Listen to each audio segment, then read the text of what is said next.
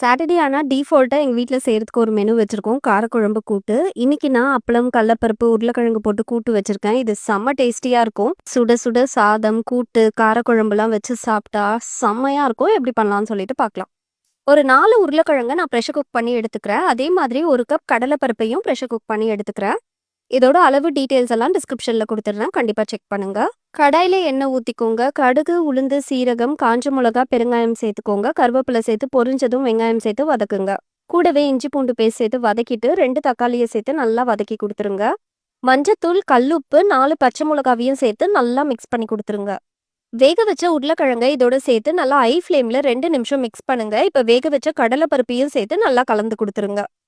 கடலை பருப்பும் உருளைக்கிழங்கையும் நல்லா மிக்ஸ் பண்ணி கொடுங்க. ஒரு 5 நிமிஷம் நல்லா கொதிச்சு வந்ததும் நம்ம திருவின தேங்காவை இது கூட சேர்த்துக்கலாம். நான் 1/2 கப் அளவுக்கு தேங்காய் சேர்த்துருக்கேன். இப்போ ஸ்டவ் ஆஃப் பண்ணிட்டு நம்ம பொரிச்ச அப்பளத்தை இது கூட சேர்த்துக்கோங்க. நல்லா லைட்டா இந்த மாதிரி ப்ரெஸ் பண்ணி விடுங்க. கடைசியா கொத்தமல்லி ஆட் பண்ணிட்டு சர்வ் பண்ணுங்க. அல்டிமேட்டா இருக்குங்க. கண்டிப்பா ட்ரை பண்ணுங்க. என்ஜாய் பண்ணுங்க.